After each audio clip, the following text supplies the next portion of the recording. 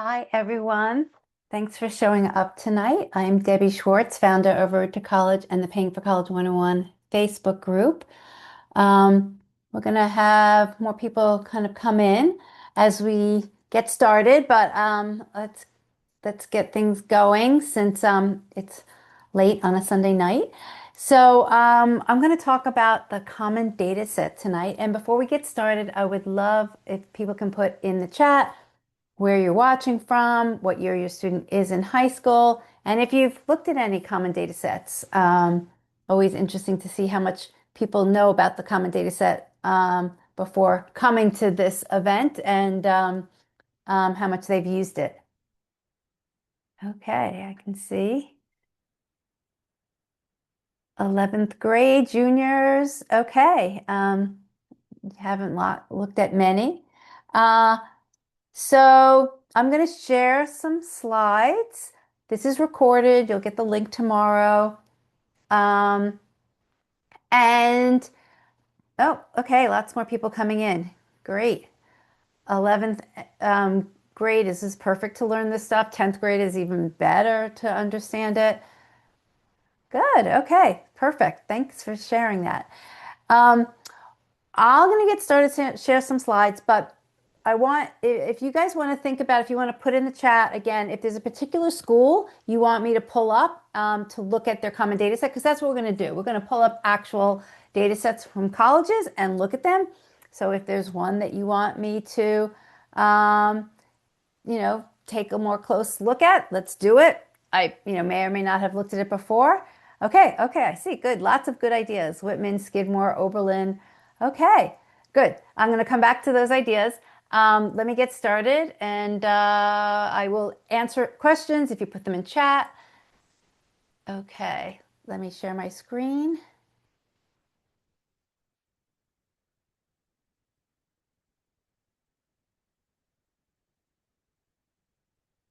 Okay, move some things around. And let's see, where's my chat? If someone could just do me a favor, just put a thumbs up in the chat to make sure that you can see the screen that says using the common data set to research colleges. Make sure I have the right. Great, because sometimes I have too many screens open and sometimes I show the wrong screen. Okay, so let's get started. We're going to talk about what the common data set is for some of you who don't know, and that's perfectly fine if you're not familiar with it. We're going to look at an actual common data set, and I'm going to point out what the important information is, and then I'm going to show you some tools that you can use that include common data set information that will make it easier to use this information for research and for searching for colleges. So for those of you who don't know, the Common Data Set was started really by the U.S. News and World Report. They started this probably, I'm going to say 15 or more years ago when they wanted information from colleges to create their rankings. And what they did is they basically gave a common structure to colleges, and we're going to pull it up. What you see at many colleges, what they put on their website is the exact, template. Right now, it's not very sophisticated. It's usually in an Excel spreadsheet that they send to colleges. Then they ask colleges to fill out this information. And then U.S. News and World Report used that really to produce their rankings. The College Board and Peterson's got involved. The College Board, as you know, administers the SAT and AP exams. They also are involved in this collaboration of gathering the data, and they use some of this data. If anybody goes to their website called Big Future, this is the information they use for that website. But personally, I don't think that they use the most valuable information on that website because, let's be honest, they're kind of on the side of the colleges and they are protecting the information that families really need to know, and they're making it look. And they're showing information that colleges are most interested in parents and families knowing, not necessarily what families and parents really should be looking at. And Peterson's is a company, I honestly don't know when they got involved, but they're a private company and they are the only source where you can license the data from. So If you're a business, a website, and you want all of the common data set from all of the colleges out there, the only place you can get it is from Peterson's, except if you want to go through the arduous task of, of Googling every college, downloading or copying their common data set and compiling together. I don't know anybody who does it manually. There are a few organizations that might pull common data set for like 100 colleges. But if you want the common data set across all almost 4,000 colleges, the only place you can get it from is from Peterson. So that's just a little kind of background about the companies involved. So a little bit more about the common data set itself. It is over 300 pieces of data. Again, we're going to kind of walk through it that looks at admission data. It looks at, the activities, the clubs that are on campus. It gives you a breakdown of some costs, although the costs are not necessarily up to date. It shows financial aid information, how much money the colleges giving out to freshmen and undergraduates, how much they're giving out need-based aid, gift aid, how much they get from the government, how many Pell students there are. So it's really like a breakdown of the college in lots of different ways. And the data is usually collected by, there's an office within the college, universities called the Office of Institutional Research. And that's the office that is usually responsible for gathering all this data from the different departments and different sections of the campus. So that office pulls that information together. They don't start pulling the information together till late fall. And the reason for that is, and when we pull up a common data set, you're going to see why, is because the data is based on the students who enrolled in that fall. So they can't gather the information until they know who exactly has actually enrolled. So they have to wait until students come to campus, until the departments themselves have the information together. And so the college usually isn't pulling the information together, honestly, until late fall, beginning of winter. And then even then it takes a few months for the college to really, get it clean, put it in its proper format. And then they may publish it publicly on their website. A lot of colleges publish their common data set on the website.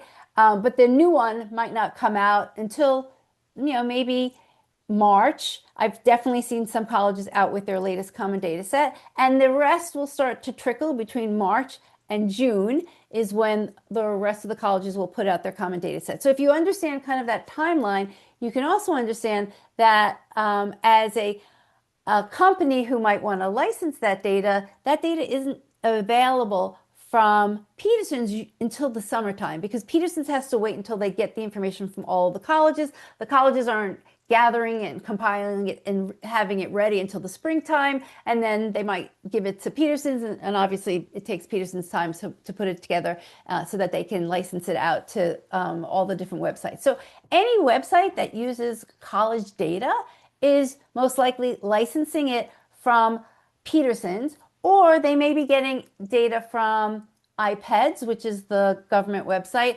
or the College Scorecard, which is also the government website.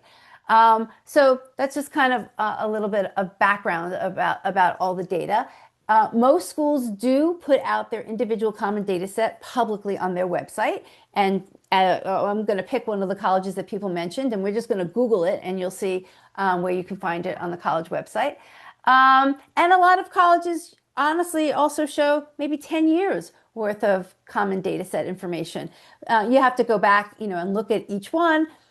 I don't know how valuable it is to go back too far, but it might be interesting to go back a year or two if there's a particular, trend that you want to see how it has been increasing or decreasing.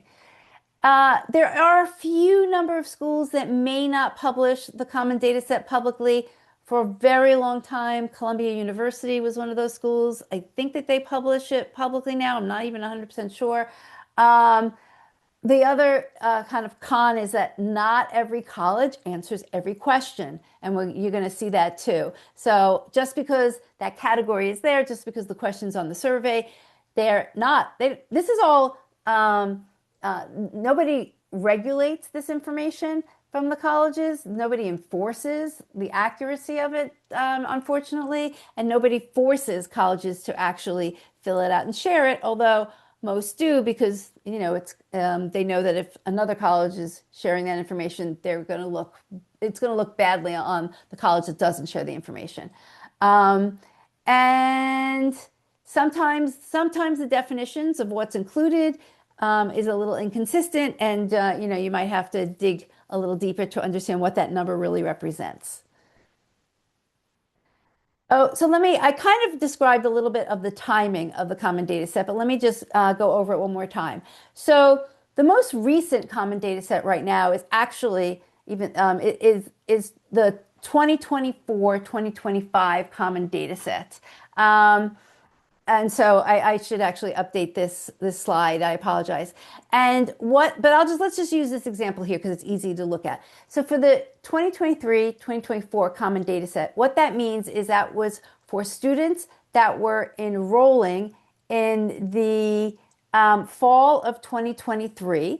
So the college had to wait until the fall of 2023 to even start this process of gathering the information. It covers the academic year of 2023-2024, but any admissions data, right, is from the season before, so to say, because it's for the season of the students who applied to college who ultimately enrolled in the fall of 2023. So the admissions data is from the year before because it all stems from when the students who are enrolling in the fall of that college of that year. And the academic year starts in the fall, and then the admissions data is based on the students who enrolled in that fall. So I just share that because a lot of people always ask, oh, when is the common data set going to be updated? Or do you have the most up-to-date information? So as I mentioned, the common data set really won't come out. The newest version won't come out until this summer, but nobody really has the most up-to-date information right now. There might be a sprinkling of some colleges who have put out their newest common data set, but as a whole, that data isn't compiled yet for websites and for searching purposes.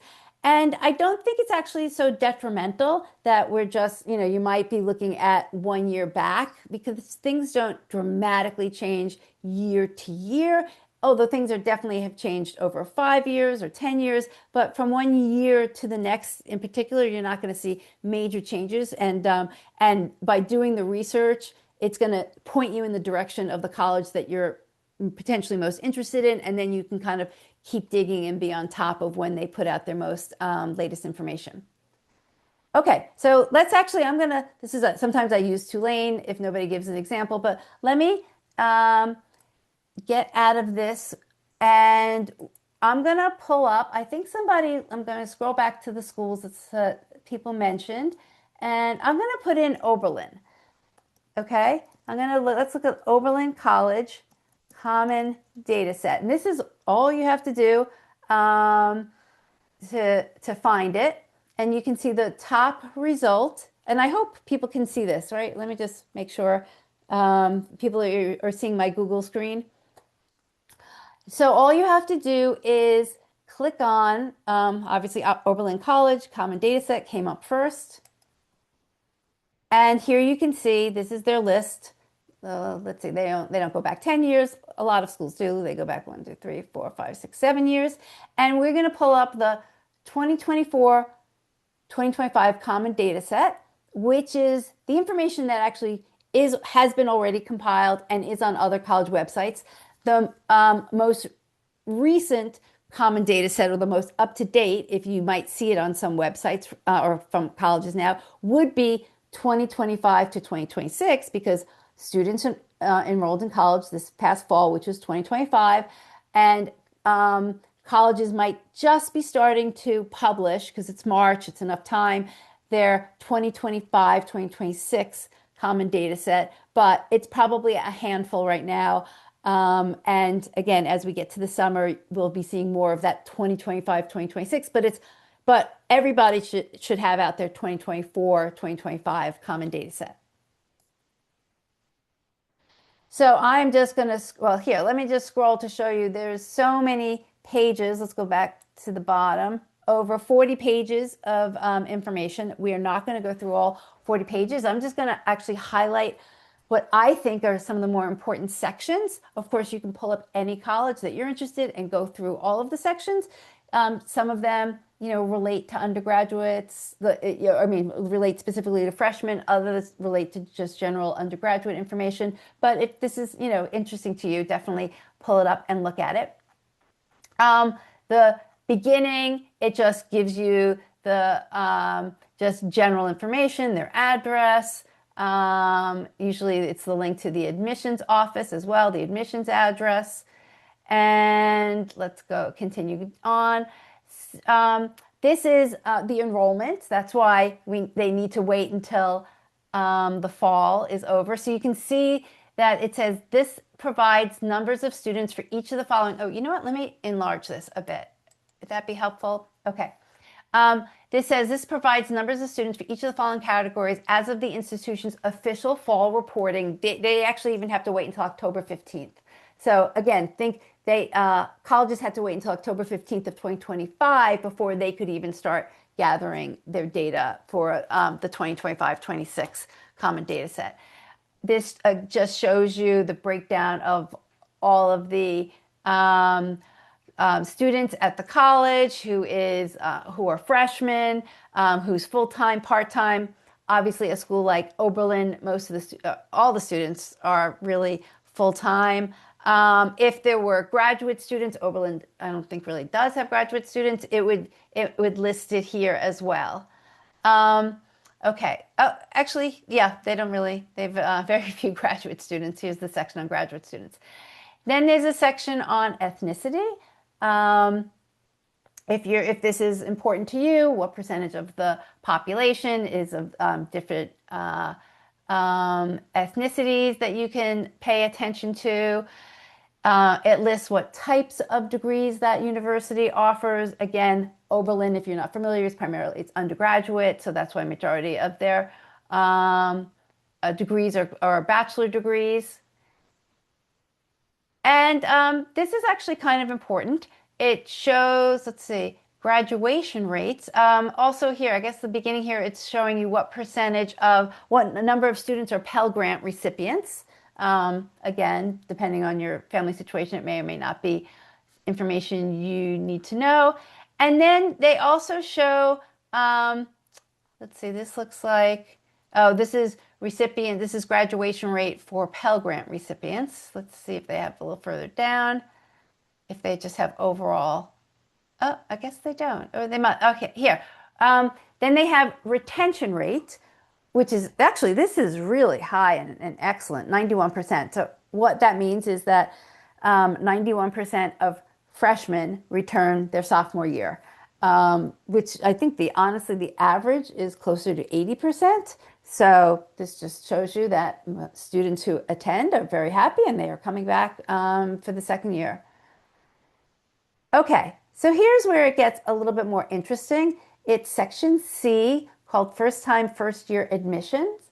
And this is information about the admission cycle that the students here, it says right here, this provides the number of degree-seeking first-time, first-year students who applied, were admitted, and enrolled in the fall of 2024. So again, they enrolled in the fall of 2024. That means they applied to college in the, fall. It could be if they applied early decision or early admission in the fall of 2023. They also applied, probably by the deadline of December 1st, 2024, and they were hearing back in the spring of 2024. Okay, so this shows you the number of students who applied, and they break it down male versus female. I am seeing this much more often these days as we look at the common data sets, that the number of women who are applying to school is higher than men. I think it's just a trend across the board. But you might see that flipped, obviously, in certain types of schools, maybe STEM, engineering heavy schools. It might not the differential might not be as big. Um, then this is number of students who were admitted, breakdown male versus female, and then number of students who actually enrolled.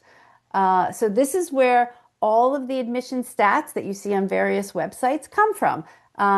Usually sometimes they're breaking down male versus female, but they're usually kind of combining the male versus female numbers together and giving you overall admission rates.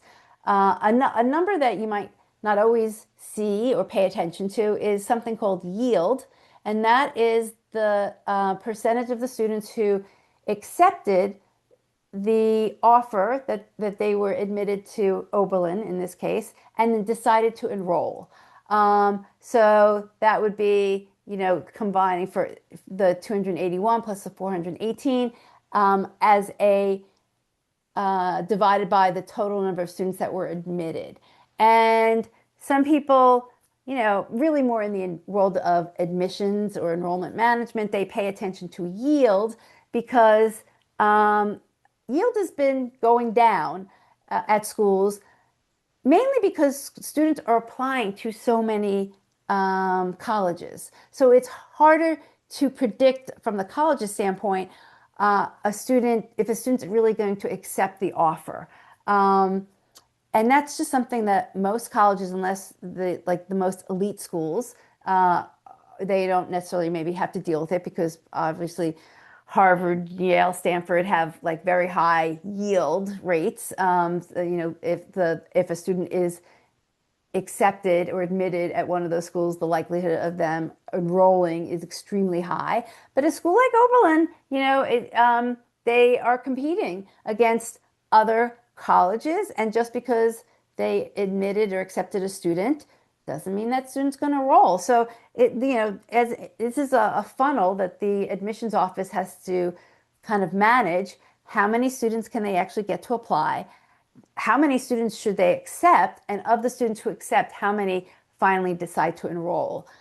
Because it's who enrolls is the number of students who are actually paying tuition and are sleeping in the beds at night. Here's a little breakdown of in-state versus in-state versus out-of-state students. Oberlin is a private college. They are, not a state university. So the number of in-state versus out-of-state is obviously going to lean much heavily towards out-of-state. But if this was a state university, this might give you a clue. A lot of flagship state universities have mandates that they have to take a certain percentage of in-state students. And so if your student is an out-of-state student applying to that school, you might want to really understand, what's the number of spots that they are really competing for. It usually they don't usually tell you the breakout of how many students. Actually, I guess in this case they do. Sometimes, again, this is one of those sections where some schools fill it in and some schools don't. But if a state school fills this in, then that would be very helpful because it will give you, as an out-of-state student, an idea of how many spots they generally use to admit an out-of-state student. And usually the admission rate for out-of-state is going to be tougher to get into, obviously, than the in-state applications. They just list here whether or not the school has a wait list. This really shouldn't impact whether or not your student applies, but if your student does get waitlisted, you might want to come back and look at this section and get an idea of what they have, how many students they've taken off the wait list in past years. It doesn't mean that they will do the same in the current year, but it might give you a clue as to, if there is a pretty strong trend that every year, Oberlin takes 10% of students off of their wait list, then, that might be kind of the norm of what they do. So again, you might only be looking here if your student got waitlisted. Okay, let's keep going. Oh, okay. So here's a section. It's interesting. They formatted it slightly differently, but it's called relative importance of factors in admission decisions. These are kind of like we call them the admission factors. And it's a little bit of like of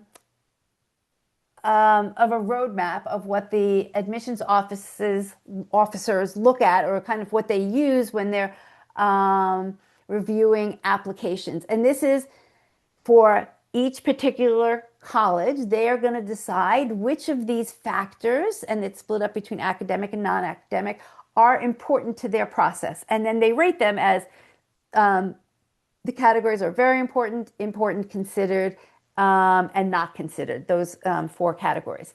So most colleges, which, it just makes sense, they're always going to put your rigor of the school record as most important and GPA as most important, because those are the two academic criteria that they can look at to determine how well your student did in high school and how much they challenged themselves. I have seen class rank. It's interesting that Oberlin is marking it as very important. I have seen a lot of colleges or these days really kind of say class rank is considered, because so many high schools don't even give a class rank anymore. So I don't really know what Oberlin does. If you're one of those colleges that doesn't even provide a class rank, I guess they have to just ignore it. But maybe if there is a class rank that is shared, they feel it's important and they include it in their evaluation. Obviously, you can see recommendations are important. It's right below, the very important items. Here's an interesting item, and we're going to look at something a little bit further down and kind of compare the two. So I'm assuming that Oberlin is test optional, and they say that the standardized test scores are considered. So that's kind of like the third category down. So they're not saying they're very important. They're not even saying they're important. They're saying they're considered. So if we take them at their word, my guess is that they're pretty open for students to apply test optional, and they are, I'm going to say, probably more committed to truly having a test optional approach, as compared to, there are other schools, like Tulane is one that I sometimes look at. There was another school I looked at on another presentation I did on this topic that somebody had asked about. It might have been RPI, where the college had listed standardized test scores as important. So even though it was a test optional school, they were still saying that the test scores were important. And if you look further down, which we'll look at in a second, there's a section that says what percentage of students are actually submitting test scores. And usually these two pieces of information can give you a clue as to if a school says they're test optional, but would they really prefer if you send in the test scores? So I'm going to say, because Oberlin is saying that test scores are just considered, that they, again, if you send them in, that's good. They'll look at them in the context of the rest of your application. But if you don't send them in, then that's fine too. They probably feel like they have enough information and enough ways to evaluate your application that it's not going to really harm your chances of getting in just because you applied test optional. Obviously, so application essay is up there with importance, and that we start doing some webinars in April about essays, and it's important, I think, for most colleges because it's something your student can control. So they want to see their student put the best foot forward, and it kind of gives them a chance to hear from the student's voice who they are and what's important to them. Okay, so now let's look at the non-academic factors. So an interview is considered. That's probably because it's not easy to always come visit colleges, and so that's makes sense. Obviously, now extracurricular, your talent, your character, and qualities are important. Again, they're just below the class, the rigor of your classwork or your classes and the GPA. first generation, first gen. So if you are first gen, they'll consider it, but it doesn't seem like they're putting much weight onto it. If you are an alum, they're not really putting much weight onto that as well. There are some schools where you will see, alumni relation is at least in the very important section. And you can see here that um, geography, state residency, it's not important to them. Some schools it might be. Religious affiliation is not important. And but volunteer work, work experience, a level of applicants' interest are considered. I have seen these categories vary. Definitely, oops, which one? The volunteer work, the work experience, and the level of applicants' interest be considered important. And particularly level of applicants' interest, that's another way of saying demonstrated interest, if you've heard that phrase.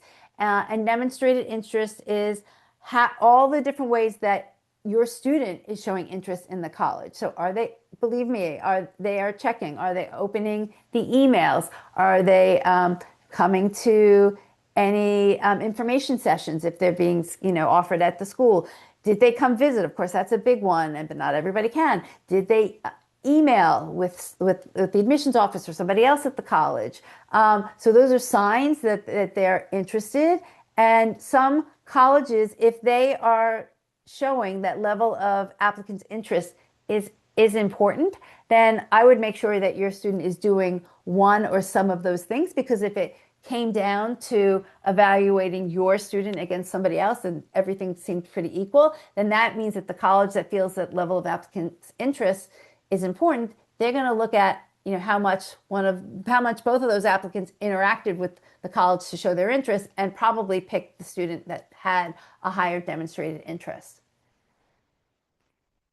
Okay, so somebody is saying, what does it mean if extracurricular activities are considered very important versus important? I have to say that I've honestly never seen extracurricular activities listed as very important. The only categories that are usually reserved for very important are the top three, are the rigor of your students' classes, and the GPA. I don't always see class rank, but obviously Oberlin has it because, as a former dean of admission who we work with a lot, once said on a webinar, colleges are in the business of academics. So they have to make sure that students can do the work if they're going to accept them to their college. So that's why GPA and the classes are very important, and usually everything else kind of falls behind them as being important or considered or not important. So you're saying I was just looking at Texas A&M CDS and it shows extracurricular is very important. Wow. Okay. So that means then that for Texas A&M, that what your student is doing, I appreciate you sharing. It means that it's just as important. Their extracurricular activities, whether they're related to school extracurricular activities or non-school extracurricular activities, they're feeling are just as important, are very important, and are at the same level as what they're doing in their classes and the grades that they're getting. So what it would mean is that your student doesn't mean that they need to be involved in everything. It means that they need to have some strong involvement in extracurriculars that are important to them. And that honestly, if I were to see that on Texas A&M, that extracurriculars are very important, I would make sure that there's a section on the Common application, the Common app, where student has to list their extracurriculars. I would make sure that was very crisp and clean in terms of really describing in a good way the activities your student was involved in, and then to show, did they progress in those activities? Like, so did they start off as maybe just a member of a club and they slowly, got higher up into managing the club? Did they actually improve something? Did they raise money? Did they change something for the better in what they were doing with their involvement in whatever the activity was? And then I would make sure that one or two of those were highlighted in the essay, and that these extracurricular activities also kind of connected with if your student had a particular interest and that might relate to a major. So that's how you really kind of tie all the pieces together and make a strong application. But that's interesting. I'm going to look at Texas A&M when we're done. Okay, so now, so it's definitely worth looking at this section of factors of admission on the Common Data Set. You're probably going to have to pull up the college's Common Data Set directly to get to it. We actually have it in our tool, but a lot of places don't. But I personally think it's important to look at. Okay, next section is SAT and ACT policies. So as you can see, Oberlin is test optional, and so they don't require the ACT or the SAT for admission. And let me just go back. I really appreciate that there's no first name to the person who was looking at the Texas A&M CDS, but this is exactly what you should do. Pull it up. If anybody else, you want to pull up a different college and look at that while I'm going through Oberlin, like feel free. This is kind of like the research that you should be doing to really understand the colleges that your students are interested in. And then we're going to get to some of the money parts too, which is going to be interesting as well. Does your student use the applicant's test score for academics? So yes, so what this means is, and this is interesting, although Oberlin may not use the SAT and ACT as strongly in the admissions process, they are using it to maybe place your student in different levels of classes when they enroll. So that I would want to get a little bit more information from Oberlin about, like what exactly and how are they using the test scores? Because if the test score might determine, actually I have seen in some colleges, the test score might determine if a college asks the student to do work over the summer before they even start in the fall, or it might mean a certain math level or writing level that they're going to be enrolled in. So I would find out more information about this from the college. Okay. So, here's the section that I also find very interesting, and we have, this on our tool as well. This is how many students, and I'm going to be more specific in a minute, but how many students submitted their SATs and ACT as part of the admission process. And although this isn't, these aren't clean numbers, meaning most students do not submit both an SAT and ACT. Most students don't even both take the SAT and ACT. They usually focus in on one exam. So I can't say it's statistically clean, but I would, if you wanted to, you could kind of add these two numbers together. And so if you did, then that would say that that's 48%, almost 50% of the students submitted an SAT score. But let me be more specific. If you go back and you remember how I explained that the data is based on the students who enrolled in the fall of that academic year. So then this is the percentage of the students who actually enrolled at Oberlin. 31% of those students, 31% of the enrolled students submitted an SAT, and 17% of the enrolled students submitted a ACT. So that's actually kind of interesting to me because I also, again, we're just kind of, these are pieces of a puzzle, and we don't have all the numbers. But if 31% of the students who enrolled submitted their SAT, I can kind of only imagine that number had to be higher for the number of students who submitted their SAT as part of their application. So, which is a little bit kind of off with Oberlin saying that the test score is just considered, because it may have said it's just considered, but they seem to be selecting a higher percentage of students who gave them their test score because those are the students who ultimately enrolled. So again, I would dig a little bit more, and the only way you can dig at this point is by asking the admissions office or officers, tell me more about like test optional, and you could ask them. I don't know if they would give you the information, and I don't even know if they would have it, but you could ask what percentage of students who applied with a test score. That's the missing piece of information that we don't know from the common data set. So it's just a little curious to me. This is a pretty high number of students to have submitted their SAT score. And again, these are from the students who actually enrolled. So then the students who applied, a higher percentage had to have applied with their SAT score. And then Oberlin is saying, well, they just consider it, even though it's a test optional school. I wish these things were cleaner. This is kind of the grayness of some of the data and the policies of the colleges, but at least you're more aware of what numbers to look at and maybe now what questions to ask. Here's the breakdown of by percentiles of the SAT and ACT scores. Why this is important, of course, you could look at the 50th percentile. Obviously, if your student's score is close to that, means that at least they have a good chance of being accepted because Oberlin tends to accept a lot of the students in that 50th percentile. But we also include and look at on the 75th percentile because if you're a family who is, quote, chasing merit or you want your student to get offered merit scholarships, colleges are offering the stronger students at their school, stronger academically. Those are the students who get more money. So they are usually offering the merit scholarships to students who have the SAT or ACT scores in the 75th percentile or higher.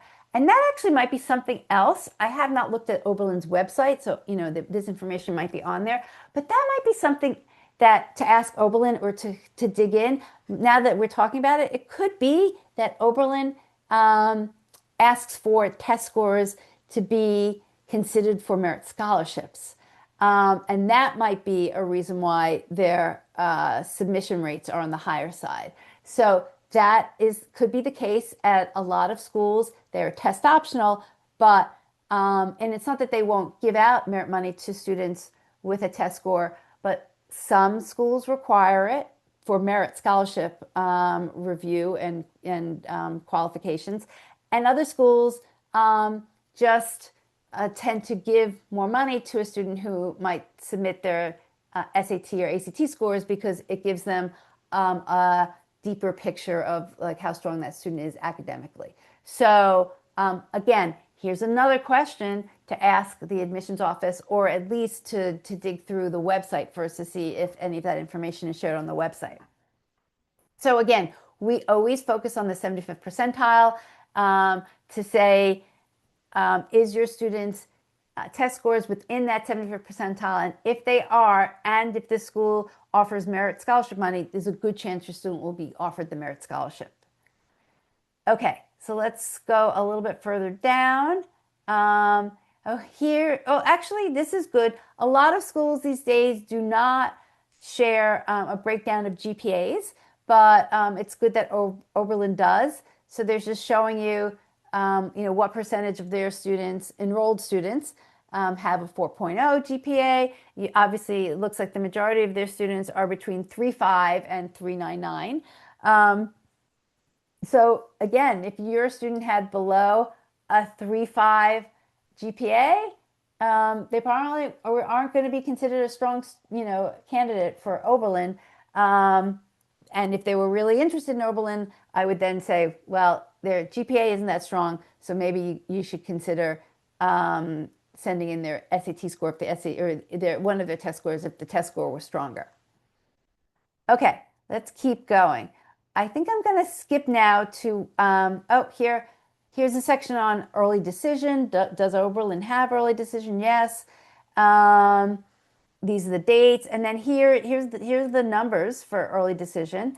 So 635 students applied, and 246 got in. So that's pretty good percentage. So you probably have a good shot, maybe slightly higher shot of getting an early decision at Oberlin than if you applied regular decision. Okay, let's keep going.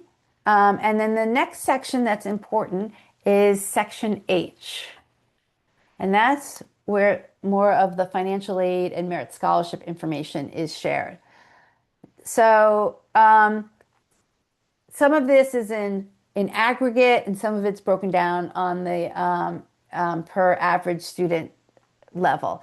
The beginning here is an aggregate, kind of showing you how much need-based aid Oberlin gets from the state, from the federal government, from the state, how much Oberlin gives itself in institutional grants. So they're giving $72 million dollars. And so this is why colleges can determine who they're going to give money to, because this is their money.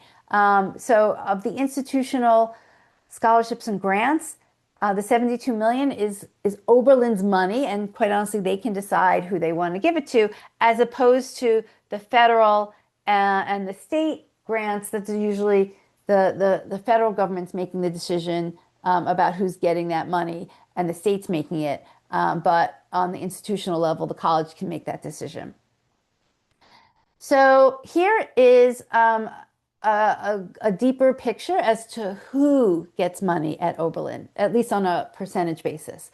So they said that in the fall of 2024, there were 701 freshmen who enrolled and started at Oberlin. Of the 701, 444 actually applied for financial aid. And of the 444 who applied, 386 of them were determined to have financial need. And so what that means is that they filled out the financial aid forms. The 444 students filled out financial aid forms.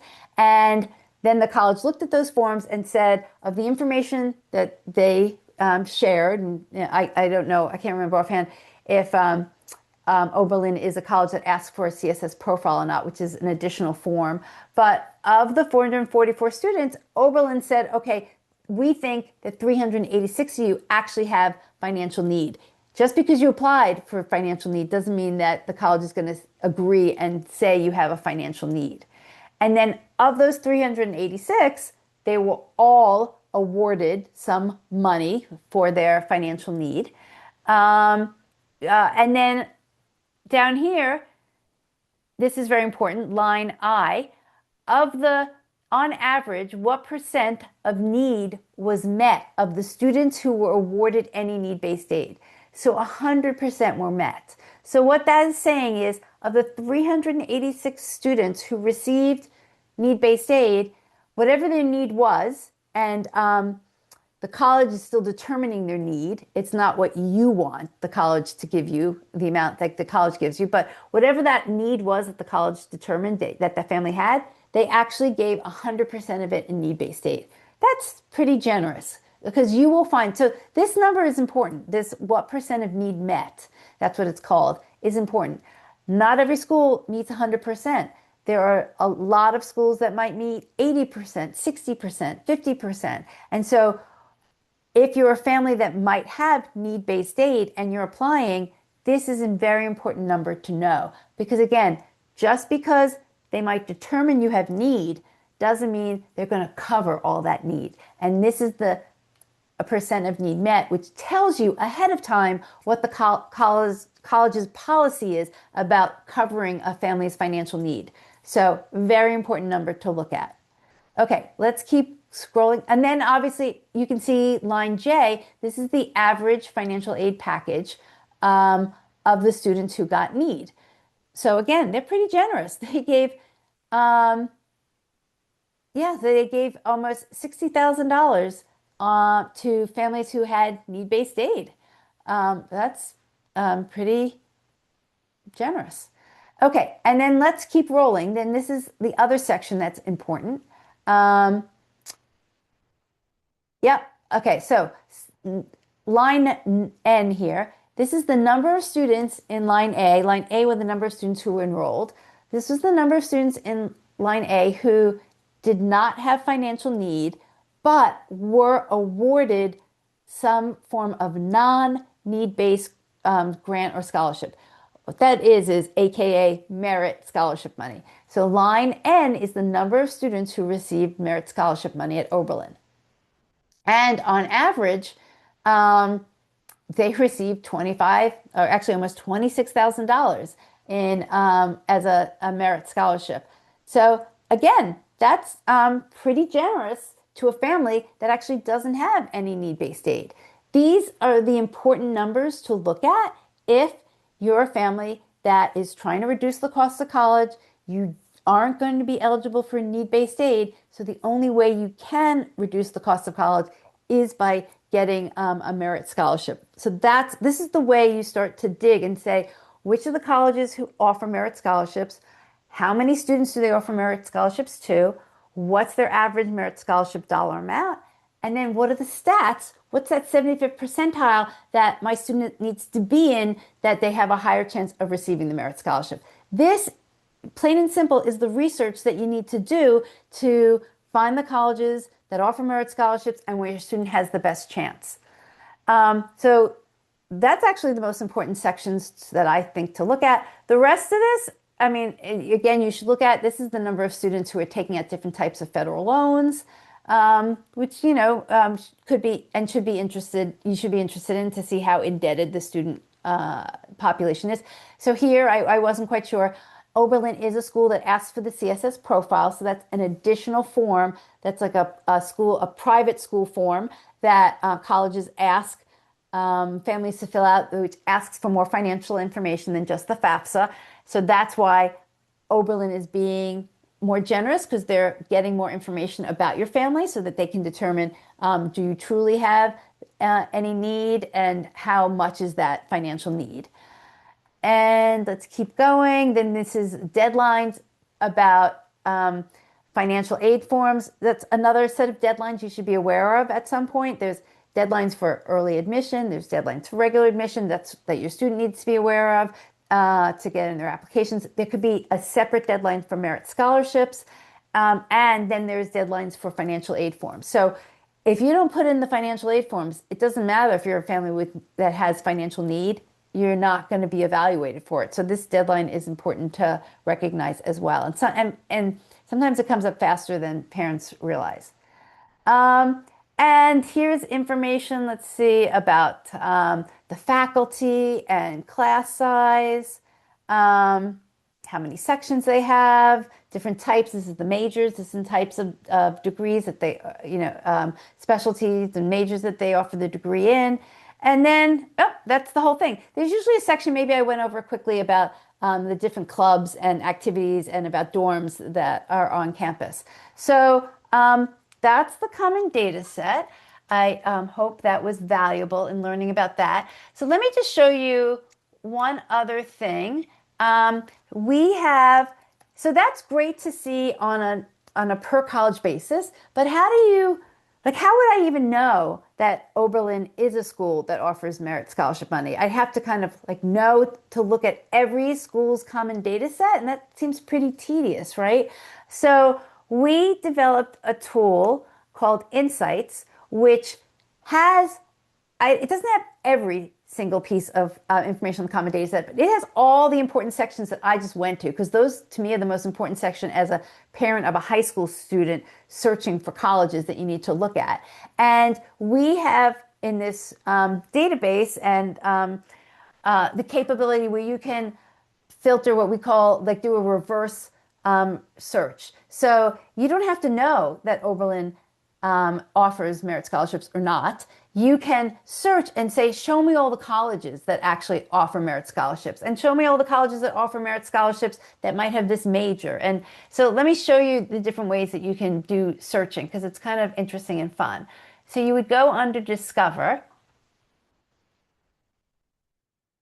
and it's going to show, this is a database of 3,900 colleges, all the colleges in the US, big and small. And then you can, and here I'll just kind of scroll through. These are all the different types of data fields that you can filter by. And you can filter by any one of these colleges, columns. So let's go through and say, you can filter by what's the cost of attending that school, what's the in-state cost, what's the out-of-state cost, what's the 75th percentile? If my student has a SAT score of 1300. Well, show me all the schools with the 75th percentile is a 1300. So let's go through and first find, here's the percent of need met. Here's the average merit award for freshmen without need. So these are all the schools that show me all the schools that are greater than or equal to $5,000 in merit scholarship money. That's what we're going to put in here. Okay, so we had 3,900 colleges. And now I said, show me all the schools that offer merit scholarships and they have to offer at least $5,000. And all of a sudden it went down to 993.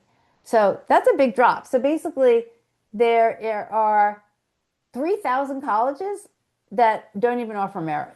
So again, if you're a family that is looking for merit scholarship money, actually, I shouldn't say that you wouldn't look at those 3,000 colleges. They might actually still be in your budget because maybe their cost to attend is just, low enough that it fits your budget. But you know that of those 3,000 schools, none of them are going to offer merit scholarships. So if that's important, then you shouldn't be focusing on those colleges. So now we're down to these 993 colleges. Let me go back and let's say, okay, let's say my student had a 1300 SAT. So I want to look at the 75th SAT is between, I'm going to say, let's see where it is, 1250 to 1350, just to see the range. Okay, this is on top of, I already kept the other filter of the colleges that offer at least $5,000 in merit. Ah, oh, so I did ACT. That's right, wrong filter. Okay, so let's take that off. And sorry, I should put here is between 1250 to 1350.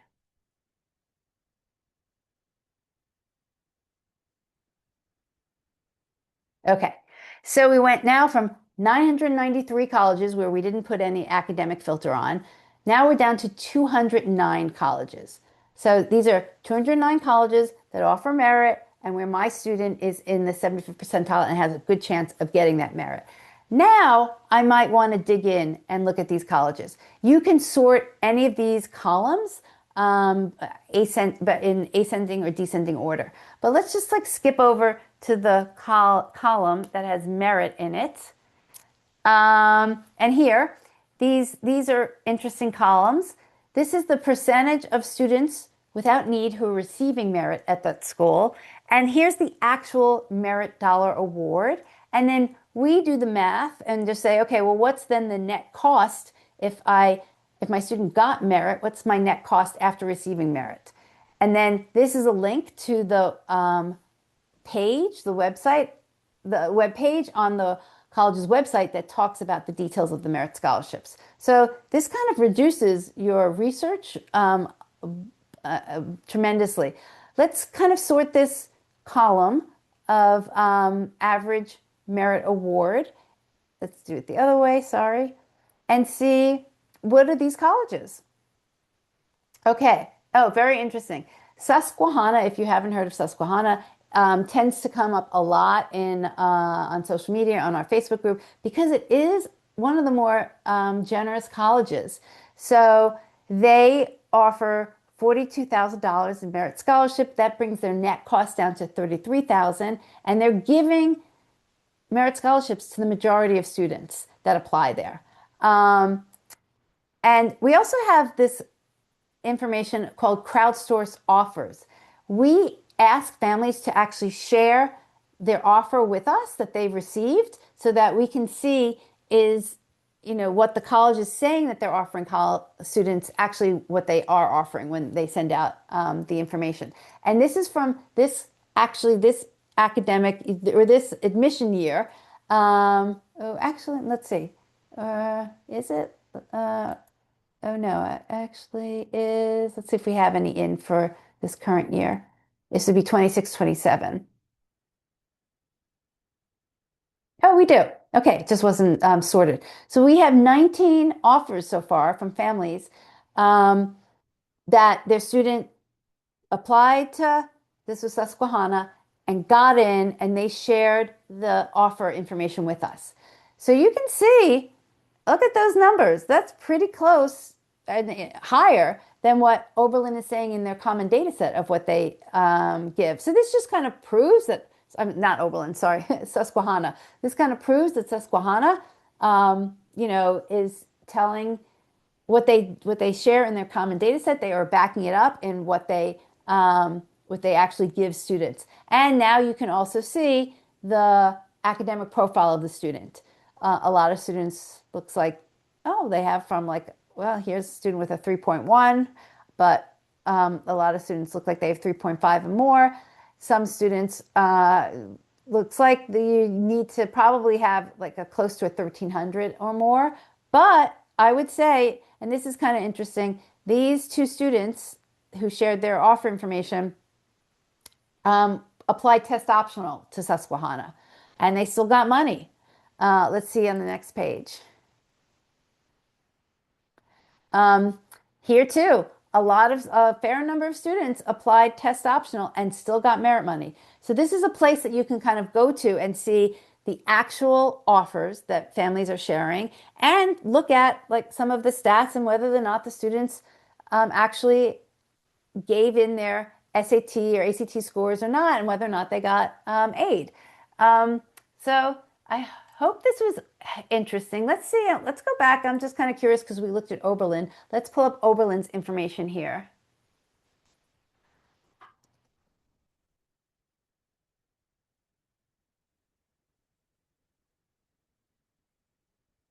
Okay, so this is the college detail page for Oberlin. Has all the basic information which I showed you about on the common data set. But if we skip to the aid section, so here this is what Oberlin said. They give 100%. They meet 100% of families' need. They're very generous in their need-based aid packages, 54,000, and they're also generous with their merit scholarship, 23,000. And if we look here, these are the latest. This is for the 2026-2027 academic year. These are students who are in the admissions process now that got accepted to Oberlin, and we can look at their offers, and it all seems to line up. Actually, some students got even higher than the average. Students getting 27, 34,000, several 34,000, 36,000. So it's just another place to look at to kind of verify the information and also look at some of the students' stats. So this is our website and search capability. We think it makes it much easier to sift through all of the numbers that we showed you. And you can also create lists, and you can save lists, and you can name the lists. And that's kind of what you'll see on this dashboard. These are all the different lists that I've created over time. And if you click on them, it will just show you the colleges that you save to those lists with that name. And then when your student gets ready to apply, you can tell us which schools that they're applying to, and we'll help you keep track of the dates. And then when your student gets offers, this is where you would enter in their offer information, and then you can compare their offers to other students' offers at the same schools. So that's something worthwhile to check out. Let me just give you the website. And then another thing, which is part of this platform, and this is something you can go check out right now. Oh, here it is. It is, you can get, if you want to just see, if you already have in your mind, your student has an idea of a few colleges that they're interested in, and you want to see what the data looks like, you can go to this link. It's called roadtocollege.com College Comparison Report, and select the colleges that you're interested in, and it will generate a report. I'm not going to go through this now. You can just kind of pick the three schools, and then you give us your email address so that we can send you the report. But this is what the report looks like. It's a quick snapshot of all the information I just showed you. So this was for three schools: Binghamton, Cornell, University of Connecticut. What's interesting about and worthwhile about this report is we have ranked all the colleges based on their merit generosity, and we've put them into quartiles, and then we compare each individual school that you might select and say how generous that school is relative to all the other schools in the country. So, for example, Binghamton, which is a New York State public university, um, is gives about $6,500 in merit scholarships. Um, and comparing that to all other schools, that's moderate. It's not the lowest, and it's definitely not the highest. And they're probably giving most of that merit scholarship money to out-of-state students who are applying and enrolling. Here's Cornell, which is an Ivy League school, and the Ivy League schools don't give any merit scholarships. So that's why we said little to no merit aid is offered by the school. Is hopefully now with this explanation, it seems basic that you would understand which colleges offer merit and which do not before your student even applies. But a lot of people don't do this research, and you will see in comments on social media, in the Paying for College 101 Facebook group, people will say, oh, I was really disappointed my student didn't get any merit from, let's just say, Cornell. And everybody will pounce, maybe, that's not great, and say, didn't you know that Cornell doesn't offer merit? Like, you should have known that before you even applied. And they should have. So this is, again, the research, the basic research that you and your student should know before your student applies is how generous the school is with merit scholarships or not, what the average amount is that they offer for merit scholarships, because now you can estimate what your net cost is before your student has even applied. So I know, again, people complain a lot about, I don't know what it's going to cost me. You might not know to the dollar what the college is going to cost you, but you should have, honestly, within a $5,000 range, what an estimate is of what a college will cost you before your student applies.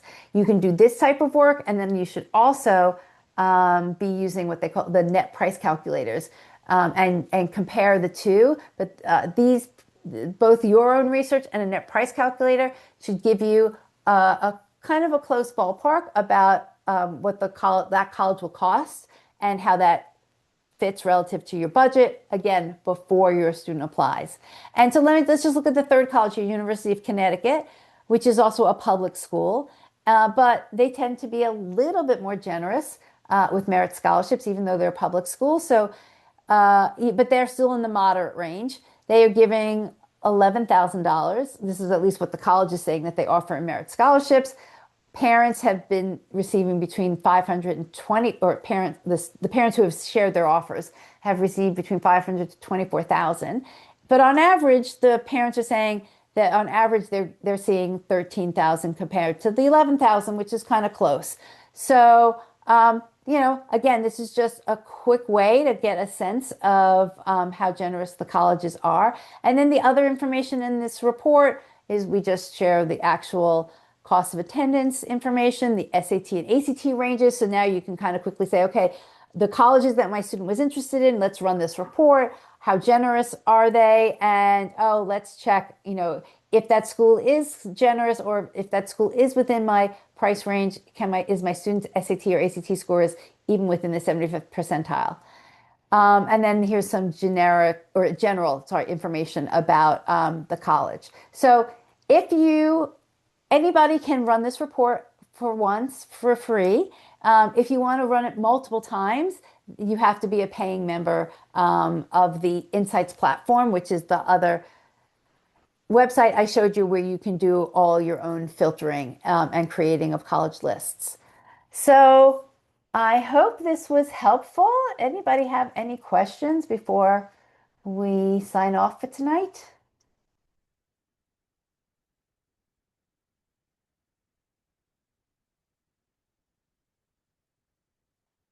Okay.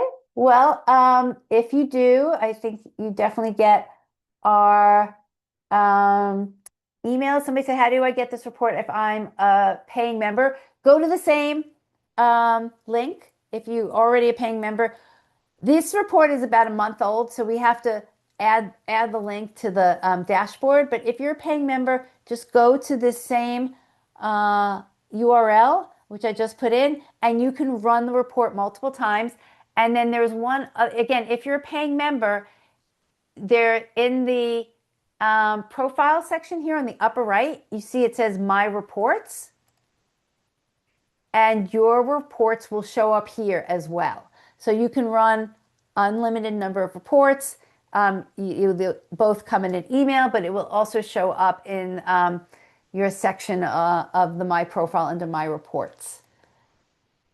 Okay, well, hope this is helpful for everyone. And send me any questions in email, and hopefully we'll see you soon. Take care. Bye.